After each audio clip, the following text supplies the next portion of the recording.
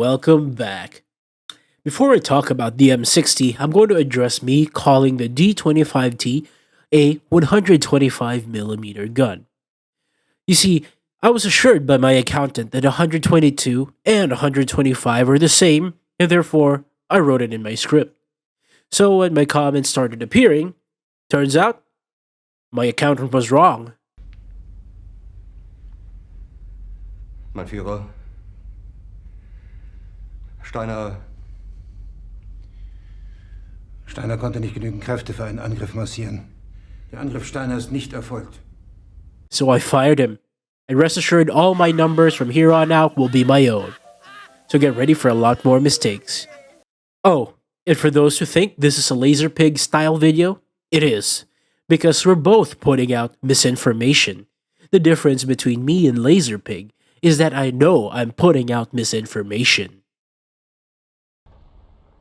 The M60. What can I say about the M60 that hasn't been said about its home, Detroit? The M60 is the final evolution of the patent line, and although it was never officially granted the title of patent. And, much like Anakin Skywalker, the M60 waged war not just against men, but the women and children too. So today, we're going to talk about the M60 and many of the variants based on it, most of it batshit mid.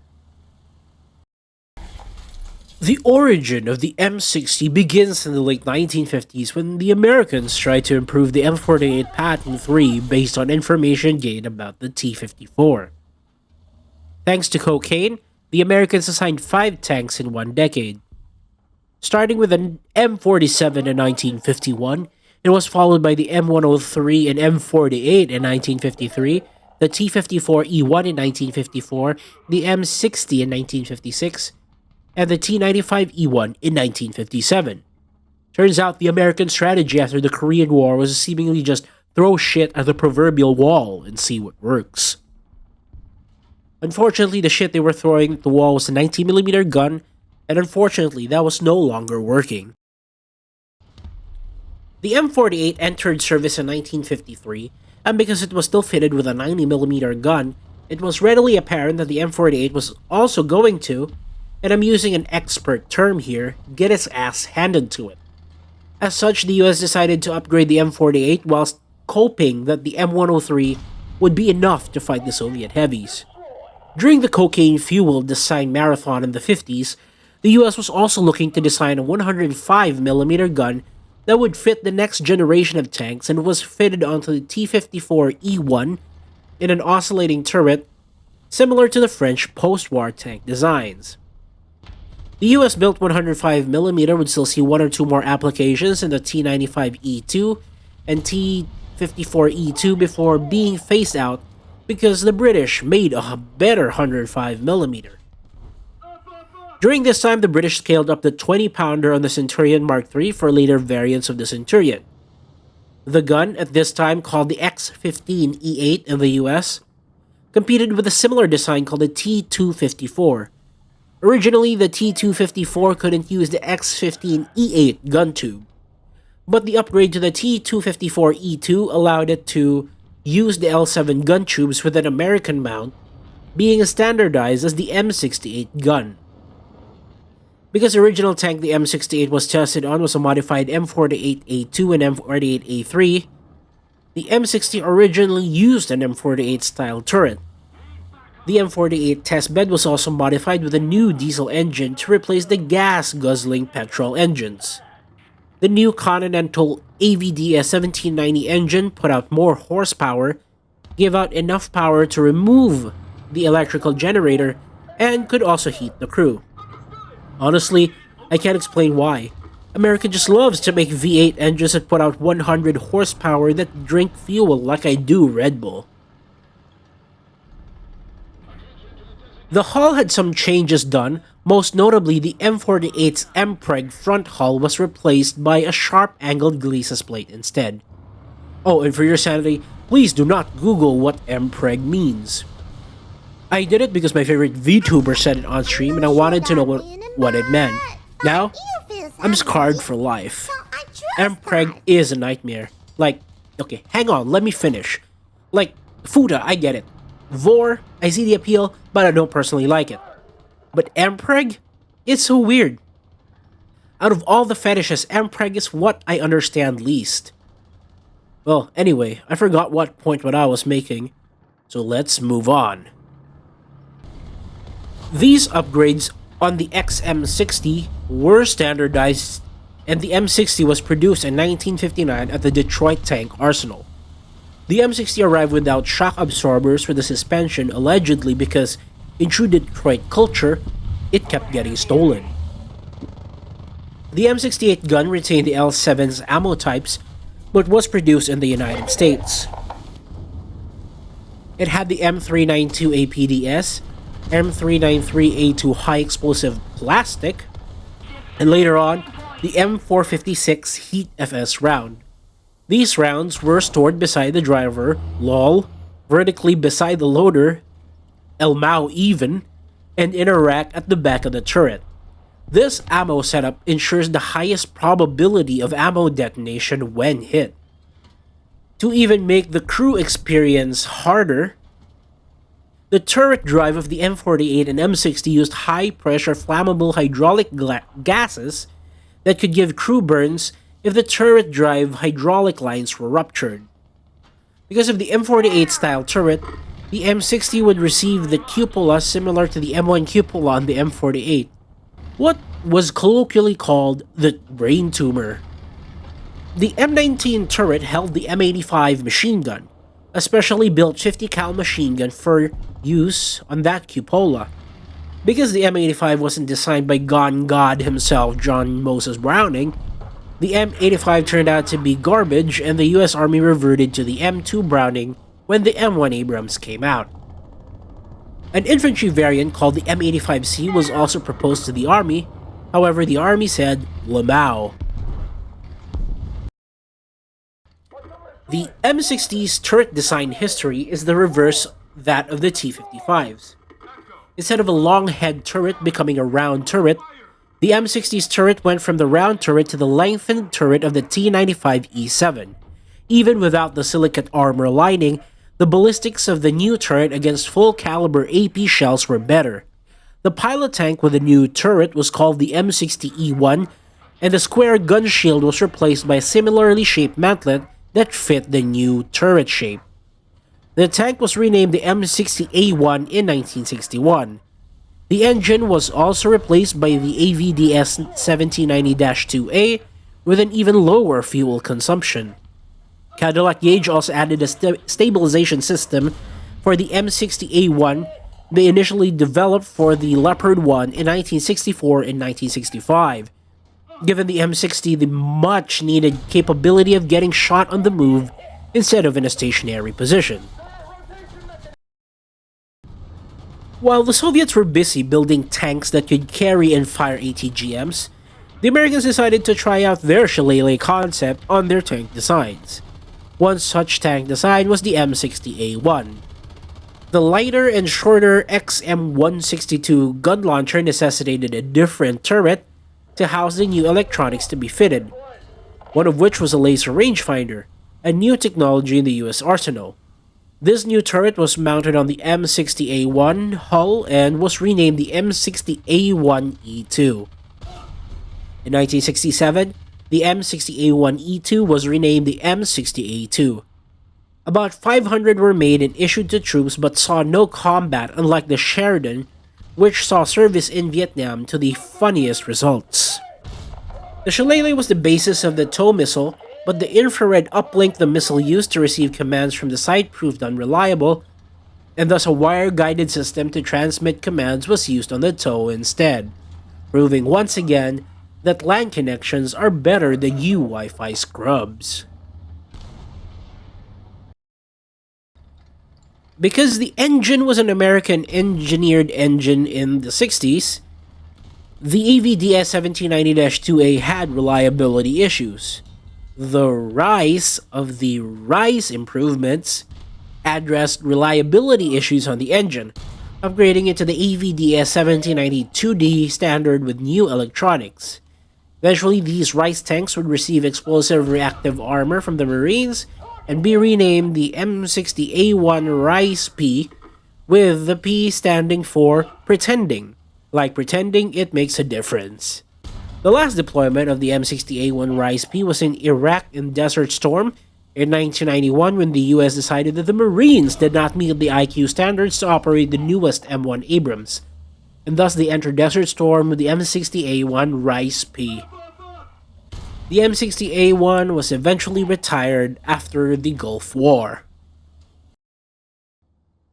After America's Soviet moment in Vietnam, the US was in the process of upgrading the M60A1 with more upgrades. Aside from the Rise upgrades, a new suspension was also mounted, which improved the drive of the M60A1. A new fire control system was installed that included a laser rangefinder, ballistic computer, and crosswind sensor was added to the M60A1's turret. It was designated the M60A1E3. In 1979, the M60A1E3 was standardized as the M60A3. Other upgrades included an engine smoke system. And in the same year, the M35E1 passive image identification sight was replaced in select tanks with a tank thermal sight and redesignated the M60A3 TTS. The M60A3 was also first to use the new APFSDS rounds built for the M68 gun, like the M735 and M774. New engines were also offered, such as the AVDS 1790-5 with 750 horsepower and AVDS 1790-7 with 900 horsepower. These engines would find its way on later Magach models like the Galbatash or the Magach 7C. The M60 series served in 5 deployments for the US respectively. The first is the Vietnam War as a bridge layer and the M728 combat engineer vehicle. Another deployment of the M60 is what my lawyer has advised me to call the US liberation of Grenada. Then there's Desert Storm. And finally, the standoff between the brave men of the FBI and ATF against the insurgent forces of the Branch Davidians, led by Abdul David al-Quresh, where they used an M728 CEV to breach the impenetrable mosque in a heroic struggle for peace. That's right, if I can spew Chinese propaganda in the last video, I can spew American propaganda in this video. I will, quite literally, say anything for money.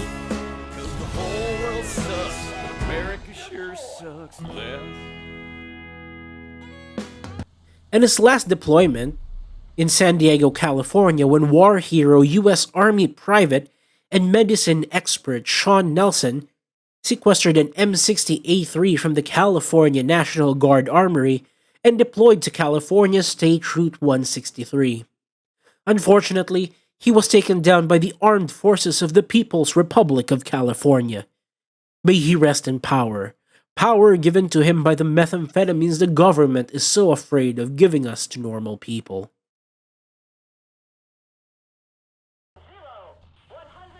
After its retirement, one M60A1 hull was provided to General Dynamics for the M60-2000 or the 120S tank, which we call the M1A1 Abrams Chibi.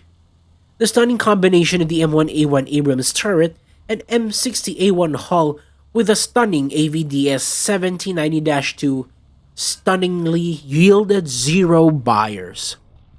Another intended upgrade to the M60 was the upgrade from the AVDS 1790-2 to the 1790-9, which put out 1200 horsepower, but this modification was never made.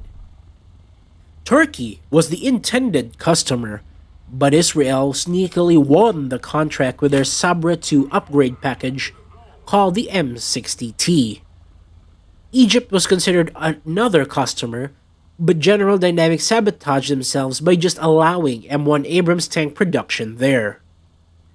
Raytheon had more success in Turkey with their AMBT M60. Because the Turks wanted the M1A1 Abrams and the M2 Bradley, but couldn't afford both, they just put both in one tank and called it the M60 affordable MBT. The M60A MBT is based off the Raytheon M60A3 SLEP, but has mounted a 25mm remote weapon station. M60Ts were modernized recently to the M60TM standards, which stole the STRV-122B's periscope and arrowhead armor to look better when getting owned by some jihadi in Syria.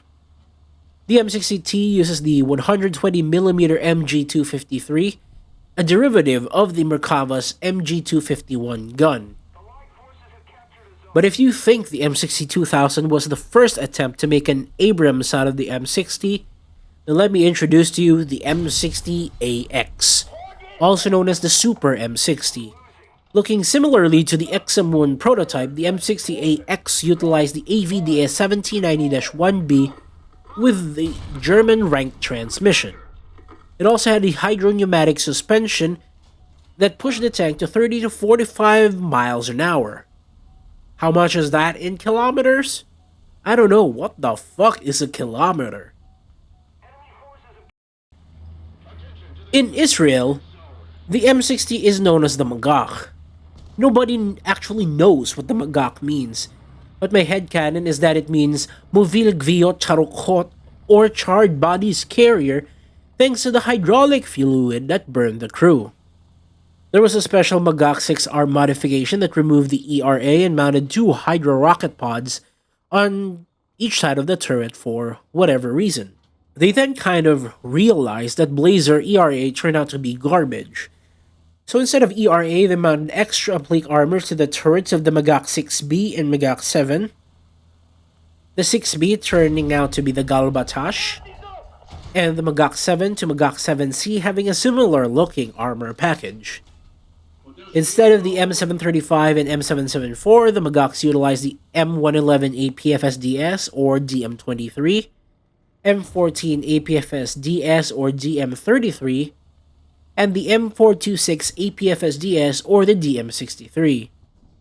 They also swapped out the M85 machine gun for the FN Mag 3040 because anyone with half a brain would. Now we go to the Republic of China. No, not that Republic of China again. This time we go to the real China, Taiwan. The Republic of China Army received M60A3 TTS tanks in 1979 and remained in service until today. Because Taiwan needed to make more vehicles without begging from the United States, Taiwan started taking the M48 turrets, putting them on an M60 hull, and putting up what looks to be roof shingles on the turret. The CM-11 Brave Tiger was born. However, it was garbage, so they just wanted to upgrade the M60A3 TTS. Now it will receive a 120mm gun and use ammunition that will be used by their upcoming M1A2T tanks, if those ever arrive. Italy produced 200 M60A1s to supplement its fleet of Leopard 1s. They remained in service until the 90s when the Leopard 1A5 and M60 was replaced by the C1 Ariete. Recently, Leonardo offered upgrade packages for the M60s with the Leonardo M60A3, which looks awfully a lot like the Magach 7C upgrade package, but the Leonardo M60A3 can mount the Centauro 2 and Centauro 120 MGS's low recoil gun. Jordan upgraded their M60A3 fleet into the M60 Phoenix. I originally assumed they called it Phoenix because, like the AIM-54 Phoenix, the M60 Phoenix is unnecessarily heavy and unbelievably slow. Like the Al Hossein tank, the M60A3 gun is replaced by the Ruag 120mm compact tank gun. Other modifications include a turret fitted with applique armor and extra ERA blocks on top of it. It is also equipped with a laser warning receiver. The engine is also upgraded to the AVDS 1790-7A that outputs 950 horsepower with minimal changes to the compartment necessary.